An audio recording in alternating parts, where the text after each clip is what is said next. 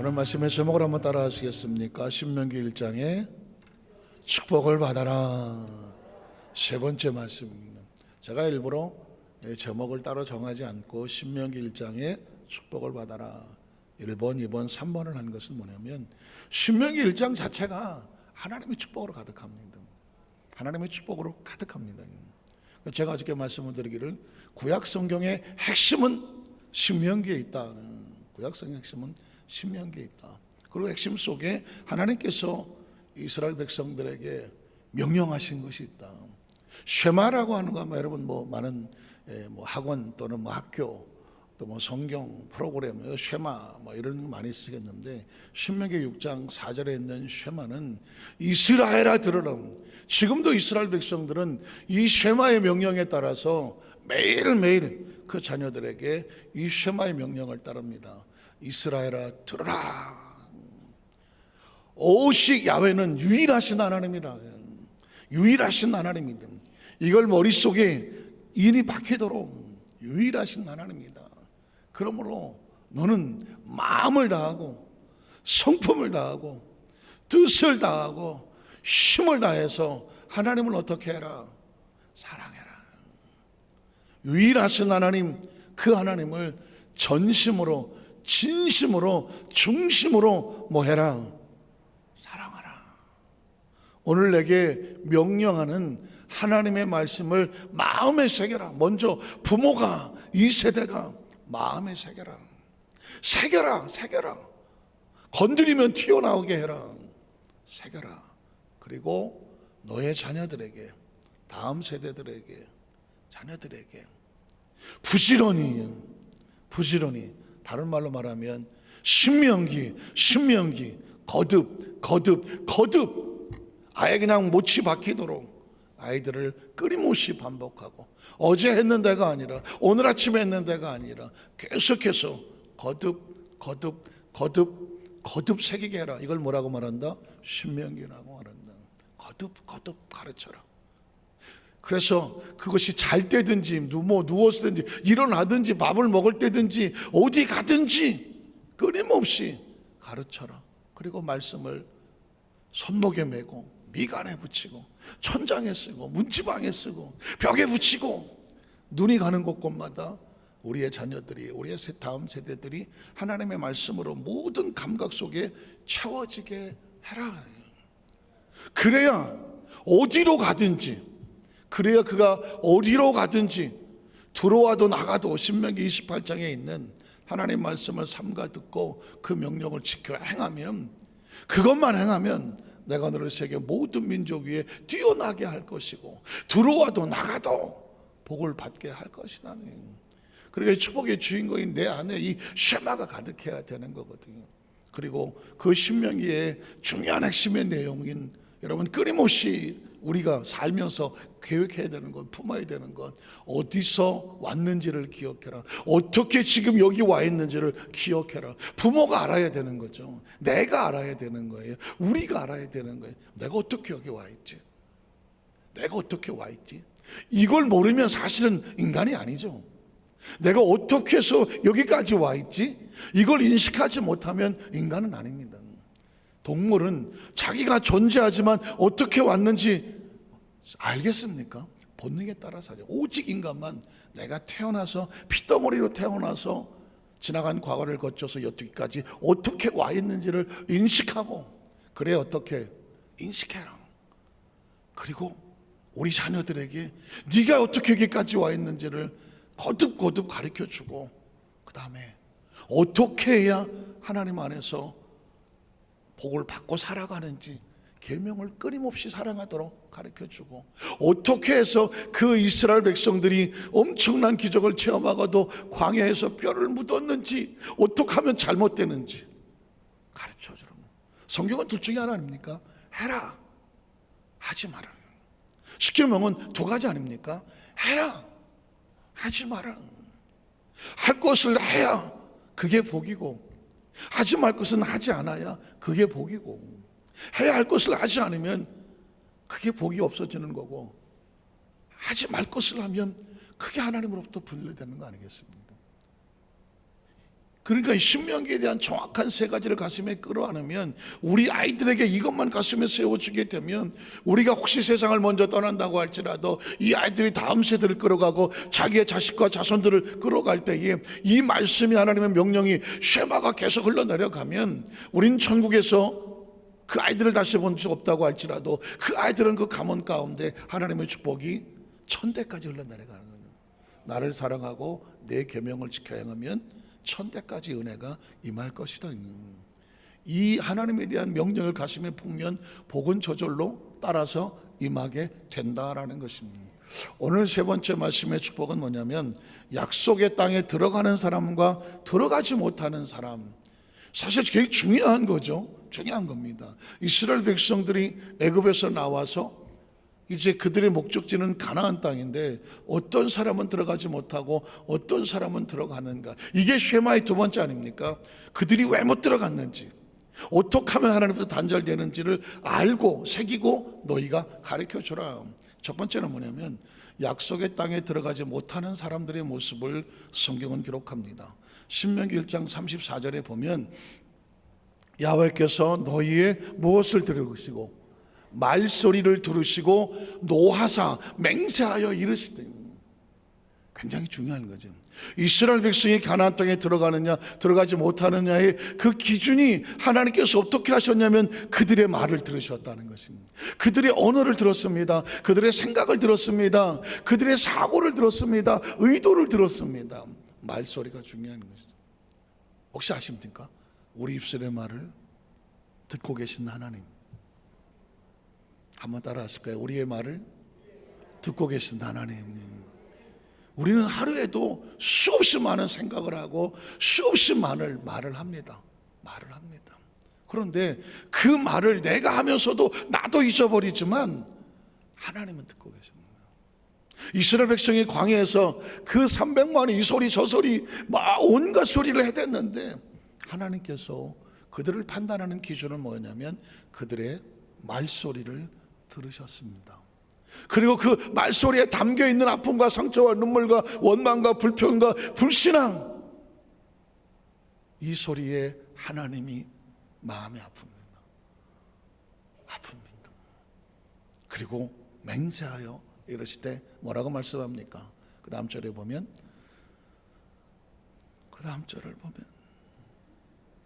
우리가 26절부터 가야죠. 안 움직이는 거예요. 자, 그 결과 어떻게 됩니까? 그러나 너희가 올라가기를 원하지 아니하고 너희 하나님 야훼의 명령을 거역하여. 도대체 이 사람들이 어떤 말을 했길래 하나님의 가슴이 무너졌을까? 사실 하나님의 마음이 무너질 리가 있겠습니까? 그렇지만 사람이 언제 실망하냐면, 기대가 컸던 것만큼 신뢰가 무너지면 마음도 무너지는 거예요. 하나님은 이스라엘 백성을 애굽에서 건져서 그 엄청난 사랑으로 안고 홍해를 끌어안고 광야를 끌어안고 가나안 땅에 눈앞에 갖다 놓았는데, 그들의 귓소리에 들려오는 하나님을 향한 음성은 처절했습니다. 그래서 제가 하나님의 마음이 그들의 소리를 듣고 무너졌다고 표현을 하는 겁니다. 장막 중에서 원망하여 이르기를, 야훼께서 우리를 뭐하심으로? 미워하심으로. 하나님 이스라엘 백성을 미워한 적이 있었나요? 그들을 위해서 어떻게 했습니까? 어제도 말씀드렸지만 하나님께서 너희 항로 중에 너희 갈 길을 미리 다 예비하시고, 낮에는 구름 기둥으로 밤에는 불 기둥으로 너희 장막집까지 다 가슴에 끌어안고 왔는데, 기껏 끌어안고 여기까지 왔더니 엄마가 나한테 해준 게 뭐가 있어? 아버지가 나한테 해준 게 뭐가 있어요? 난 내가 알아서 컸어요. 혹시 그런 적 있습니까? 부모가 그 핏덩어리를 가슴에 끌어안고 진짜 먹을 거 뭐 입을 거 못 해가면서 그 전쟁통의 그 어려움 속에 가난 속에 그거를 끌어안고 여기까지 달려왔더니 이제 와서 한다는 소리가 뭐 해준 게 있어요 나한테? 내가 부모를 잘못 만나갖고 내가. 마치 그런 상황 같지 않습니까? 이스라엘 백성이 지금 가나안 땅을 눈앞에 두고 왔는데, 그 12명이 정탐을 하고 와서 가보니까 엉망이야, 우리 잘못 온 것 같아, 이렇게 말하니까 갑자기 그들이 신뢰가 무너지니까 하는 말이죠. 하나님을 원망하며. 아모리 쪽 가나안 족속 손에 우리를 넘기려고, 그리고 우리를 멸하시려고 우리를 애굽 땅에서 인도하여 내셨다는 거예요. 아니, 하나님께서 그를 어떻게 가시며 끌어안고 여기까지 왔는데 한다는 소리가 원망, 불평, 그리고 하나님이 뭐야 우리를 미워하고, 아니 우리를 살리려고 데려온 줄 알았더니 우리를 팔아먹으려고 데려왔네. 여러분 생각해 보십시오. 하나님의 가슴에 옥장이 무너지지 않겠습니까? 그 땅에서 인도하셨다. 또 말하기를 뭐랍니까? 우리가 이제 어디로 가겠냐? 믿을 수 있는 하나님이 없다. 하나님 우리를 죽이려고 하니 이제는 우리는 갈 데가 없다. 우리 형제들이여 우리를 낙심하게 말했습니다. 그 백성은 가보니까 우리보다 장대하더라. 그 성읍들은 크고 성곽은 하늘에 찌를 듯이 올라갔더라. 우리서부터 거기서 아낙 자손을 보았더니 거기는 거인들아 구척장신 2m 70짜리들이 막 이따시만한 것들이 서 있더라. 감히 거기 가서 어떻게 할 수가 없는 거예요. 하기로 그래서 어떻게 했다는 것입니까? 이 일에 너희가 너희 하나님 야훼를 뭐하지 않았다, 믿지 않았다. 신앙은 단순합니다. 하나님이 그렇게 하기로 되어질 것을 믿는 사람과 가만히 보니까, 내가 생각해 보니까 이게 안 되겠어, 될 리가 없어, 되어질 것을 믿지 아니한 두 종류로 나누어집니다. 하나님 우리에게 뭐 원하신다고요? 그 전능하신 하나님이 우리에게 뭘 원하겠습니까? 믿어주는 거 하나입니다. 제가 그전에 그런 얘기 했잖아요. 이제 막 태어난 피덩어리한테, 그 피덩어리가 우리가 만약에 우리 아들이든 아니면 우리의 손주든 피덩어리가 태어났어. 그 피덩어리한테 뭘 요구하겠어요? 야, 내가 네 애비다, 네 엄마야, 헬레비다, 아이고 할머니다, 그냥 웃어주면 되는 거 아닙니까? 웃어주면 되는 거 아니에요?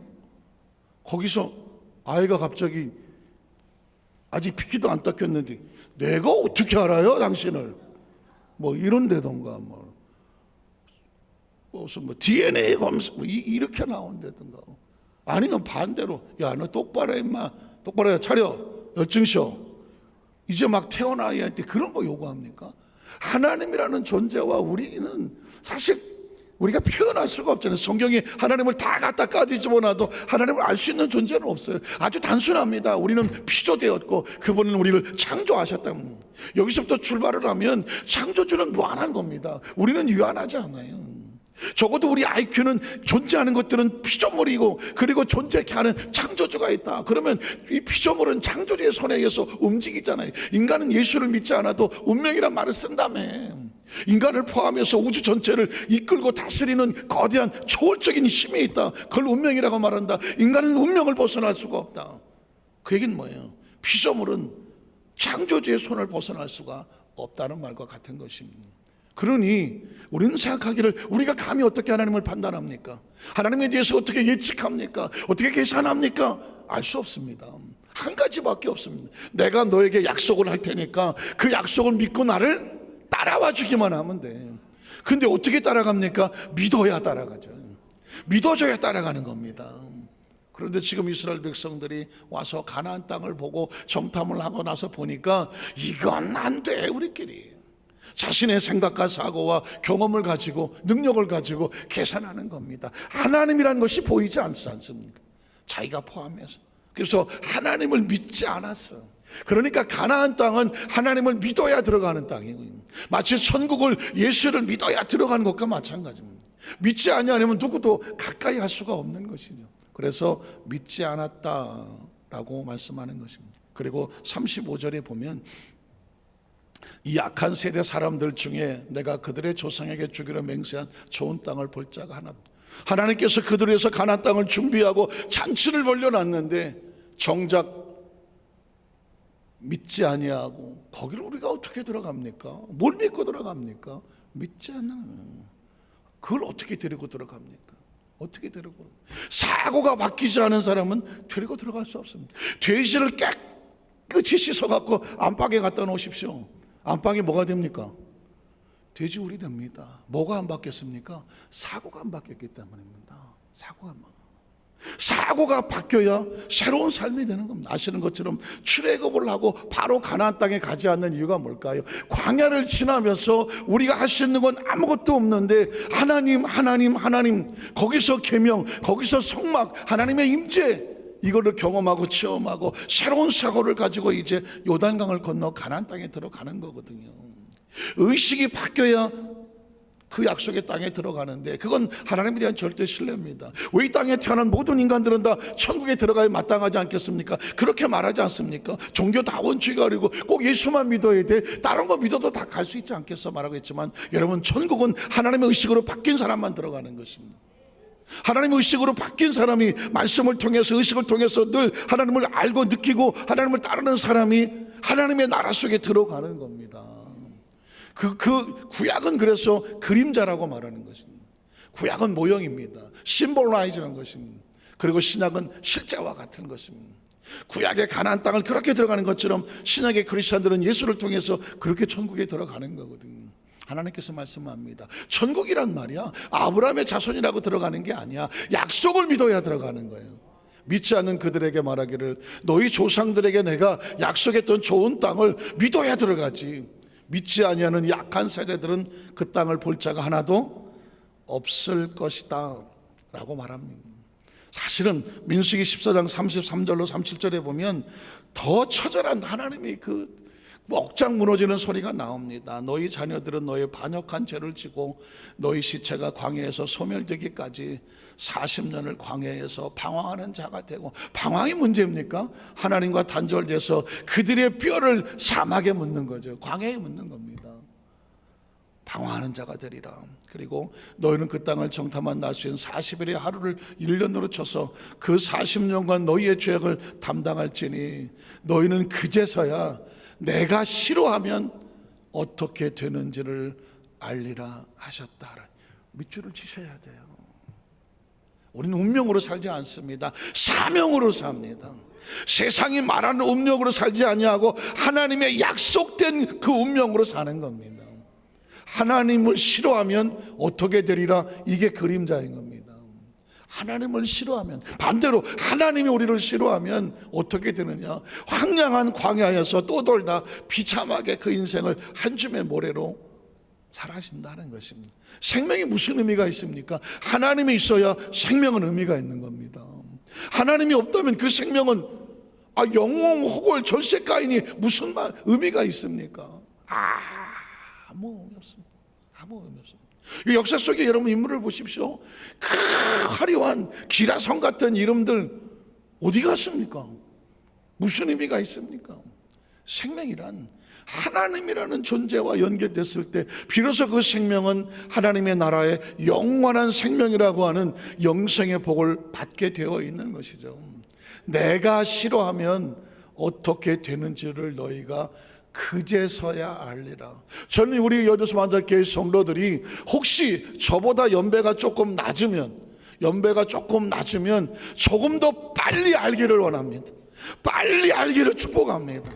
이거를 늦게 알수록 나중에 가슴 칠 일이 많아요. 내가 왜 내가 그때 하나님이 싫어한 일을 했을까? 왜 그때 내가 하나님께서 원하신 일을 하지 못했을까? 인생을 후회 막심합니다. 후회 막급하다고요. 죽을 때가 돼서 그때 가서 아이고 내가 조금이라도 젊었을 때 땅을 치면 이미 늦은 겁니다. 이해하십니까? 오늘 성경은 우리에게 어마어마한 메시지 주지 않습니까?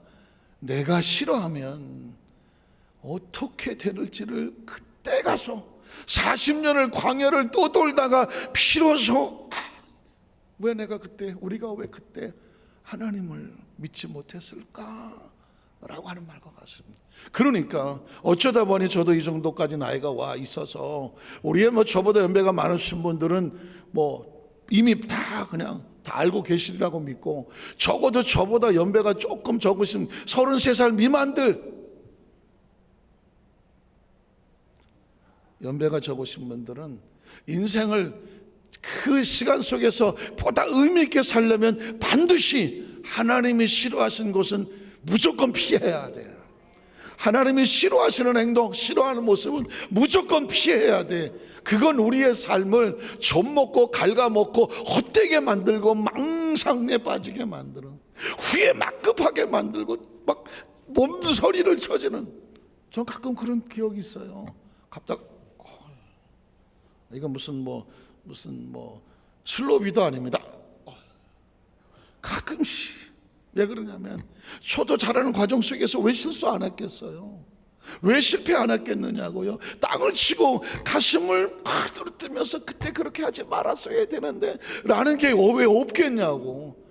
막 탁탁 치고 지낼 때마다 몸소리가 쳐지는 거예요. 내가 그때 그렇게 하지 말았어야 돼. 그렇게 선택하지 말았어야 돼. 그렇게 말하지 말았어야 되는데. 그런 것들이 툭툭 지나갈 때마다 그건 사인이죠. 이제 남은 인생이라도 너 그렇게 살면 안 돼. 그런 아픔과 상처 또 반복하면 안 돼. 그래서 어떻게 신명기 거듭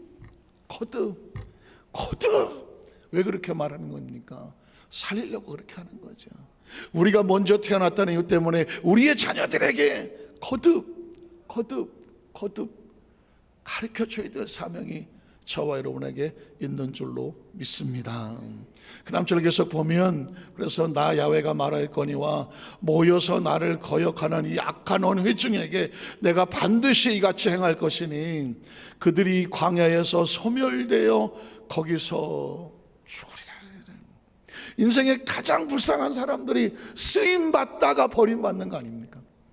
여러분, 사실상 사명을 진 사람들이 두려워해야 될 것은 뭐냐면 지금 쓰임 받는다고 해서 교만하고 자긍하고 아닙니다. 마지막까지 선한 싸움을 다 싸우고 천국문에 들어가는 그 순간까지 누구도 긴장을 놓으면 안 되는 거예요.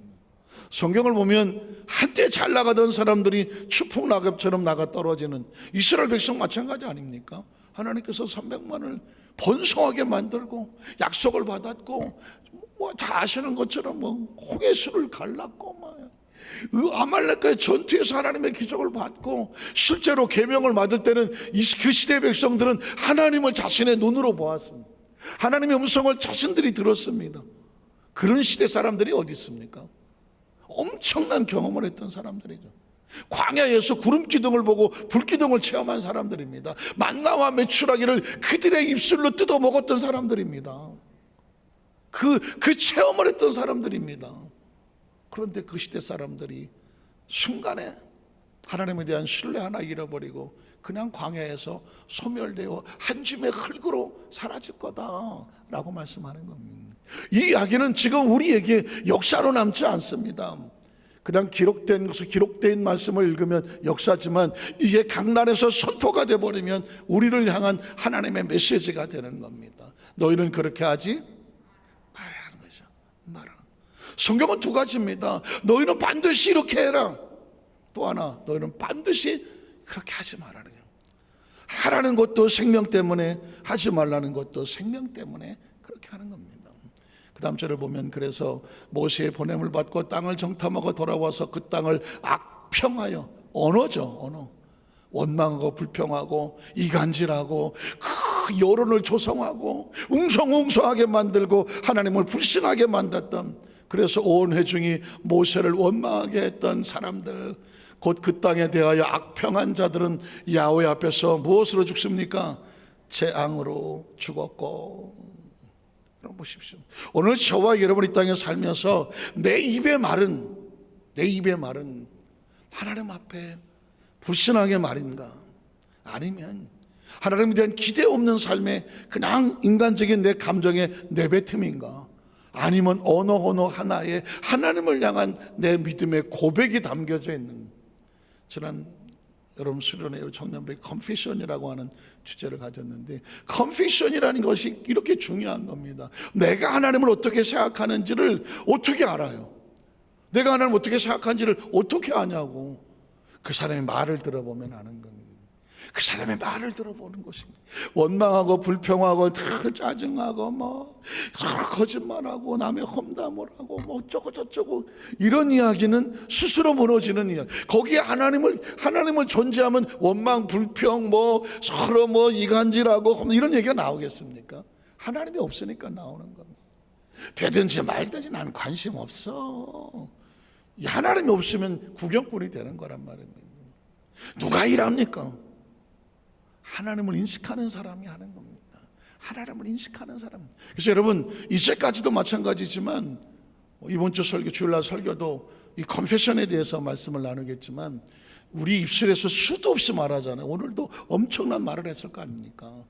그 말을 분석을 하셔야 됩니다. 이게 하나님 없이 그냥 쏟아놓은 말인가, 파괴적인 말인가, 아니면 하나님 없이 그냥 내 감정을 하고 싶은 대로 그냥 넋두리 같이 했는가, 아니면 내 입술의 말이 그대로 기도인가, 입술의 말이 그대로 간증인가, 내 입술의 말이 그대로 찬양인가, 그 입술의 말이 하나님이 들으셔서 그 마음이 억장으로 무너지는 것이 아니라 하나님의 마음을 설레게 하는 말인가.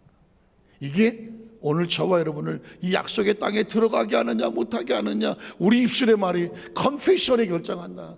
악평한 사람들은 하나님의 너희는 가나안 땅에 들어와서 그 땅을 오염시킬 존재들이야, 안 돼라고 말하는 것입니다. 그러면 두 번째로 약속의 땅에 들어가는 사람들은 무엇입니까? 약속의 땅에 들어가는 사람들은 뭐가 달랐을까? 35절에 보면 오직 여분네 아들 갈렙은, 눈의 아들 여호수아와 여분네 아들 갈렙은 온전히 야훼께 뭘 했다? 순종을 했다. 순종했는지 안 했는지 뭘 보고 알아요? 그들의 말을 들어보면 아는 겁니다. 그들의 말을 들어보면 됩니다. 이스라엘 300만이요 10명의 정탐꾼의 말을 들어보고, 보고는 말이잖아요. 그리고 여호수아 갈렙의 말을 들어보고 그들이 어떤 말을 들을지 선택하는 거거든요.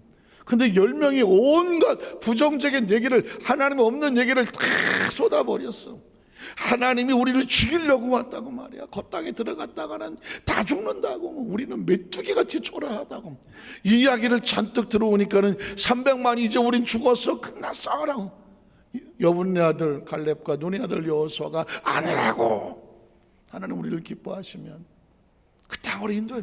모든 여론이 글로 가는데 거기서 외롭게 돌에 맞아 죽을 각오를 해가면서 아니다, 하나님은 우리를 반드시 약속대로 끌고 가게 하실 거다. 이 이야기는 죽음을 불사하고 그 백성을 건져내고자 하는 사명에서 하는 소리거든요. 사명에서.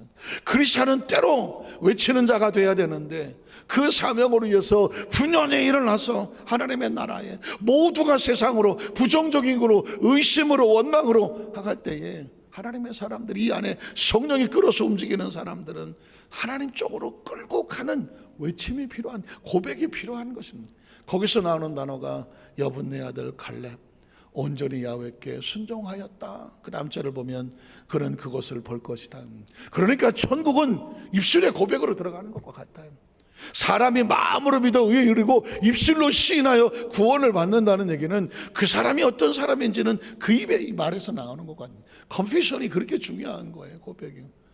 여분네 갈렙과 여호수아가 10명의 정통은 뭐가 달랐어요? 언어가 달랐습니다.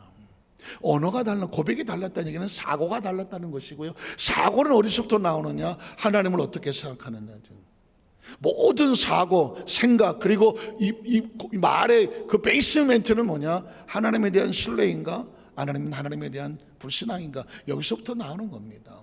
자, 그는 그것을 볼 것이요 그가 밟은 땅을 내가 그와 그 자손에게 주리라 하시고. 또 민수기 14장 24절 이하를 보면 어떤 말씀이 나오냐면 여호수아 갈렙에 대한 이야기를 하나님께서 왜 이들을 끔찍이 생각하시는지를 따로 적은 말씀. 그러나 내 종 갈렙은 뭐가 달랐다? 마음이 10명의 정탐꾼과 달랐다. 마음이 다른지 어떻게 알아요? 말을 들어보면 아는 거죠. 말을 들어보면 이 사람이 어떤 마음을 가지고 있는지 알게 되죠. 그래서 여러분 굉장히 조심스러운 건, 여러분은 사람을 사귀든 사람을 동행하든 어떤 사람과 어떤 일을 같이 동업을 할지 아니면 어떤 것을 하려고 할 때 그 사람의 말을 들어보십시오. 그 사람의 말이 곧 그 사람의 마음입니다. 그 사람의 마음이 곧 그 사람의 미래를 결정합니다. 망하는 사람과 같이 있으면 같이 망하는 겁니다. 부정적인 사람과 같이 있으면 같이 부정적이 되는 겁니다. 그러니 어떻게 돼? 말을 유심히 들어봐야 돼. 제가 그 전에 그런 얘기를 하지 않았어요? 옛날 서대문교구에 있을 때 한 달에 한 번씩 기도원을 올라가지 않습니까? 그러면 기도원 올라가는데 어떤 그 구역장님 한 번, 지금도 얼굴이 생생해요. 체중도 좀 나가시고 머리는 아주 빠글빠글 볶으셨고 하고 약간 이제 사투리도 쓰고 이제 충청도 사는데, 아이고 목사님 오늘 기도 은혜 많이 받았어요 뭐 이러시는 분이셨는데, 아 이분이 한 번은 와갖고 막 이 대빨 나와갖고, 아이고 목사님 오늘 기도원 가서 은혜 하나도 못 받으시오 막 그래서, 아 왜요 그랬더니 뭐 아니 기도원 가면 평상시는요 확실히 지혜가 있어요. 이분이 딱 뒤에 있다가 열심히 찬양하고 기도하고 그런 사람 있으면 그 옆에 가서 앉는데, 그 옆에 가서 앉는데, 그러면 옆에 분이 막 한송아 기도를 하면 자기도 똑같이 따라한대. 그러면 졸지도 않고 주무시지도 않고 같이 기도가 되고 찬양이 되고 은혜를 받고 내려온다는 거예요. 이제 거는 기도원 갈 때마다 은혜를 받았는데, 한 번은 그냥 간밤에 뭘 좀 잘못 드셨는지 화장실을 좀 오래 갔다 오시니까 벌써 다시 시작을 한 거예요. 앞에 어디 나갈 수도 없어. 그래서 이제 뒤에 이제 앉았어. 근데 옆에 계시는 분이 주무시는 은사를 받아. 그러니까 이 구역자님이 그 옆에 있다가 옆에서 같이 주무시는 거예요. 그러니까 이분이 뭘 못했냐? 아무것도 못했어. 그래갖고는 투덜투덜. 그래서 내가 굉장히 놀랐죠. 이분은 뭐 학력도 이렇게 많이 있지 않으시고 연세도 연만하시고 하는데 하나는 알아. 은혜는 어떤 사람 옆에 있으면 받느냐? 열심히 하는 사람 옆에 가서 앉는. 그래서 제가 그랬죠. 다음부터는 국장님 일찍 가셔. 일찍 가서 화장실 빨리 갔다 다녀오시고 예전처럼 가장 앞에 열심히 기도하는 사람 그 옆에 붙어 있어. 여러분 그분은 그렇게 해오셨다는 거예요. 여러분 신앙생활도 마찬가지입니다. 여러분 정말 신앙생활 잘하시는 분 있으면요 그분을 또 닮아가세요. 제가 그 전에 그 부천의 그 순복음 중동교회를 세우게 한 가장 지역장 한 분을 제가 알아요. 순복음 중동교회가 하루아침에 세우지 않았습니다. 중동 신도시 생길 때 여의도에서 지역장 하나가 이사를 갔어. 지역장 하나 이사를 가갖고 가보니까 뭐 새로 막 아파트 들어오는데, 그래서 이분이 거기서 소원을 품었어. 하나님 저 여기서 구역장 12명 세워주게 하세요. 빈 집에 자기 방에다 방석 12개 놓고 거기서 기도하는 거예요. 예수 이름으로 방석에 한 사람씩 채워질지어다. 나가서 이사 오는 집마다 전도지 돌리고 이삿짐도 좀 이렇게 좀 날라주고, 아유 더우신데 수고하신다 음료수도 주고. 그거 어떻게 오시냐? 저 순복음교회 지역장이에요. 이러다가 하나씩 앉혔어. 12명을 앉혔어. 그 12명을 데리고 구역 예배를 드려. 그 12명한테 내가 이렇게 했다. 당신들도 집에다가 방석 12개 갖다 놔라. 그리고는 그 방석에 채워주도록 기도하고 이사 올 때마다 우리 같이 가서 전도하자. 그래서 12명이 나가서 또 그 방석 12명을 세웠어. 그렇게 전도를 해서 한 7, 80명이 됐어. 한 사람이 가갖고. 그래서 어떻게 했느냐? 여의도 교무국에 전화해갖고 우리 한 7, 80명 정도가 있다. 교구장을 파송해달라. 그래갖고 7, 80명 교구장이 하나 파송이 됐어. 그래서 중동 교구를 하나 만들었어. 그런 식으로 해서 교구가 늘어나갖고 순복음교회 중동교회가 된 거예요. 그런데 그 지역자님은 제가 한번 만난 적이 있어요. 여의도에서 같이 식사를 하게 됐는데 제가 깜짝 놀란 게 있어요. 그때 한겨울에도 기억나요. 머리를 오드리 헵번처럼 이렇게 올리고 여기다 자주색으로 토끼털로 이렇게 되어 있고 자주색 코트를 입어서 겨울에 까만 부츠를 신었고 까만 장갑을 꼈어. 지역장 가방을 들었어. 그런데 좀 있더니 똑같이 생긴 사람이 들어오더라고. 똑같이 생긴 사람이 지역장님 제가 좀 늦었어요 하고 식당에 같이 합석을 하더라고. 머리도 이렇게 올렸지, 여기 토끼털 자주색으로 이렇게 똑같이 했지, 얼굴은 좀 달라. 똑같이 자주색 코트를 입었지, 부츠를 신었지. 근데 그거는 구역장 가방을 들었더만. 까만 장갑 똑같이 생겼는데 얼굴은 다른데 가방이 달라. 그런 말씀하는 거예요. 저는요 이 지역자님이 전도해서 예수를 믿게 됐고 거기서 이 지역자님 그대로 따라했대요. 그래서 그대로 따라하다가 보니까 옷 입는 것도 따라했대요. 머리 스타일, 화장 구지배니 맞나? 하고 장갑 똑같이. 어느 정도 똑같이 하느냐? 아예 목사님 이렇게 뭐 손으로 막 이렇게 해. 지역자님이 하시는 거야 이렇게. 근데 옆에 구역장님도 똑같이 따라해요. 넋을 놓고 봤어요 내가. 이야, 이게 어떻게 보면 바라봄의 법칙 같기도 하지만 굉장히 지혜로운 거예요. 오늘 저와 여러분에게 보십시오. 그 마음이 나를 온전히 따랐다고 하는 거예요. 하나님에 대한 열정과 열망을 가지고 여호수아 갈렙이 하나님을 온전히 따랐대요. 저들하고는 마음이 달랐대요. 그러니까 하나님께서 이 가나안 땅에 들어오게 하는 사람은 마음이 달라. 저는 여도수 만삭교회 성도들이 뭔가 여러분의 모델과 샘플을 삼으십시오. 장로님이 되셨던 권사님 되셨던 안수님 어쨌든 간에 여러분 보시기에 난 저런 분이 되고 싶다, 저런 사명자가 되고 싶다, 저런 직분자가 되고 싶다, 저런 모델을 삼아. 그리고 똑같이 그냥 별로 반응이 없네. 보고 따라해. 하나님을 믿는 그 믿음을 가지고 우리가 예수를 따라하는 것처럼 여러분도 같이 따라해요. 그러면 놀랍게도 온전히 따라가는 사람 보고 따라가다 보면 거기가 하나님 은혜의 자리예요. 믿으십니까? 전 하나님께서 여호수아 갈렙을 칭찬하실 때 여호수아 갈렙은 나를 온전히 따라다녔어, 이렇게 말씀하시는 거예요. 또 이 30절에 보면 이렇게 말해요. 그가 갔던 땅으로 내가 그를 인도하여 드리니 그의 자손이 그 땅을 차지한다는. 여호수아 갈렙이 그렇게 했기 때문에 그의 자손이 그 땅을 차지하고 또 그 다음 절을 보면 여분의 아들 갈렙, 계속 그 얘기만 나오는 거예요. 눈의 아들 여호수아 외에는 내가 맹세하여 너희에게 살게 하리라 한 땅에 결단코 들어가. 약속을 했더라도 너희가 그 약속을 믿지 않으면 누구도 들어가지 못한다. 38절에 보면 그 땅을 정탐하러 갔던 사람들 중에서 오직 눈의 아들 여호수아와 여분의 아들 갈렙만 뭐하더라? 생존하더라. 마음이 달라. 조심스럽지만 저는 우리 4층 그 리모델을 하면서 한편으로는 후회를 했어. 내가 저거를 왜 한다 그랬을까?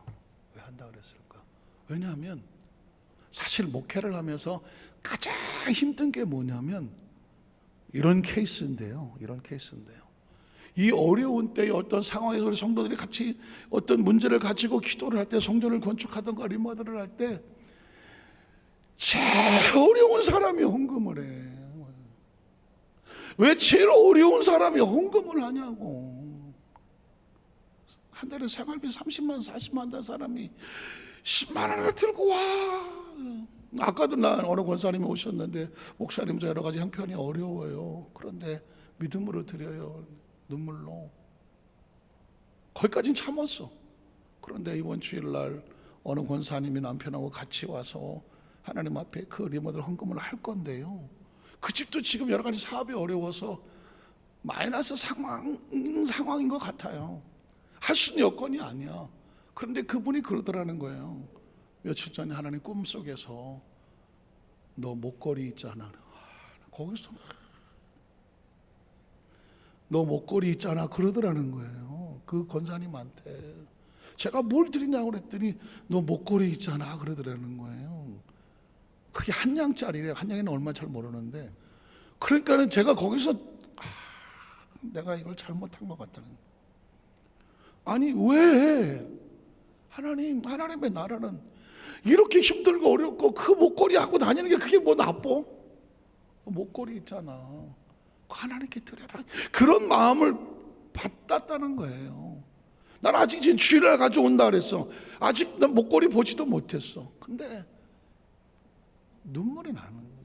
전 그전에도 그랬어. 그 옛날에 성전 건축하려고 보면 2,500짜리 능곡에서 그 전세 사는 사람이 아니 1,000만 원을 들고 와서 2,500짜리 내 사는 걸 뻔히 아는데, 그랬더니 이게 어떻게 가져왔냐 그랬더니 전세 1,500짜리로 옮기고 1,000만 원을 가져왔다는 거예요. 남편하고 상의했냐고 내가 물었더니 남편도 오케이 했다는 거예요. 그래서 제가 그랬죠. 나 그때 30대 때니까 저 구역자님 저 이거 나 못해요. 얼마 전에 10만 갔다고 그래. 뻔히 그 집 안에 단칸방인데 애들 둘하고 2,500 전세 사는데 무슨 1,000만 원을 가져. 안 돼. 그 구역장한테 야단 맞았네. 목사님 드리는 거 아니에요. 목사님 드리는 거 아니에요. 하나님이 나한테 그렇게 마음을 주셔서 남편하고 의논했고요. 남편이 아니라 그러면 나도 못하잖아요. 남편 몇 개월 동안 시험 들었다가 교회 나온 분인데 남편이 오케이 했다는 거예요. 그래갖고는 공동주택 화장실도 바깥에 하나밖에 없는 저 화전이라는 곳으로 이사를 간다는 거예요. 저 그때 한번 목회 안 하려고 그랬습니다. 목회 안 하려고. 하나님 나 이런 목회 못해요. 이렇게 피눈물 나는 이 물질을 가지고 하나님의 성전을 세우겠다고 하는 거, 그때 당시 제 마음으로 난 감당을 못하겠더라고. 왜 하나님 나라는 이렇지? 왜 힘들고 어려운 사람들이 그 옥합을 깨서 들고 오지? 그때 제가 그 구역장이 저한테는, 목사님, 그 목사님 쓰라고 하는 거 아니에요. 하나님의 교회 건축 세우는데 벽돌 한 장이라도 하려고 하는 거예요. 그때 제가 확 깨달은 게 있었죠. 마음이 다르구나. 여러분 보십시오. 12명이 딱 보고를 할 때 10명이 막 와 여론을 몰았어요. 2명이 거기서 여호수아 갈렙이 뭘 죽을지 살릴 놨다고 거기서 아니라고 하나님이 기뻐하시면 들어갈 수 있다라고 그 얘기하고 지금 맞아 죽을 뻔할 까지 텐데 불구하고 여호수아 갈렙이 목청을 놓지 않습니다. 가만히 있어도 되는데 그 사람들은 머리가 안 돌아가나? 그런데 하나님 말씀합니다. 여호수아 갈렙은 마음이 달라. 아, 하나님의 나라는 마음이 다르구나. 깨트린 옥합도 보십시오. 그 말이야요. 귀신 들어가갖고요. 창녀였어요. 그래서 귀신 들려서 창녀를 했어요. 예수를 만나 치료받고 귀신이 나가고 그 사람이 뭐 돈 있으면 얼마나 있겠어요. 나도 향유 그 여인의 평생 지참 것 같은 그걸 가지고 예수의 장례에 왜 다른 사람이 안 가져와요? 그 마리아가 가져와요. 그 옥합을 깨요. 자기 전 재산인데 그걸 예수의 발에 보여요. 그게 얼마나 아까웠더니 제자들이 아깝다고 말했잖아요. 왜 하나님 나라는 이래요? 왜 가장 힘들고 어려운 사람들이 그 아픔을 져요? 알고 봤더니 마음이 달라. 전 이런 기도합니다. 우리 여도수 한자교회 성도들, 저와 여러분이요, 어차피 우리는 다 놓고 가겠지만 우리의 마음과 생각 속에, 의식 속에 하나님으로부터 이런 소리 들었으면 좋겠어요. 그 사람 마음이 달라. 여분네와 갈렙은 그들과 마음이 달라. 나를 온전히 쫓았어. 목숨이 아니야. 약속을 믿었기 때문이야. 전 우리 여도수 한자교회 모든 성도들이 그 축복을 받기를 소원하고 4층 우리 머리들이 완성이 됐을 때 거기 들어가는 첫날 중고등부 청년부 학생들이 여기가 어떻게 세워졌는지 아느냐? 어떤 성도의 목걸이가 들어가고 피눈물이 들어가고 어려움 그 가운데 눈물로 세워지는 곳에 여기서 함부로 그냥 시설과 그걸 누리는 게 아니야. 여기서 너의 미래와 꿈속에서 한 시대에 장로님, 권사님, 함사님들, 지역장, 구역장 성도들이 눈물을 흘리며 세우는 성전이라는 걸 기억하고 너희가 기도할 때마다 그들의 사랑과 헌신이 함께 있음을 잊지 말아라. 그 마음이 꼭 우리 다음 세대들 가운데 심어져서 아름다운 열매가 맺어지게 되시기를 주님의 이름으로 축복합니다. 기도하겠습니다. 전능하신 하나님 아버지,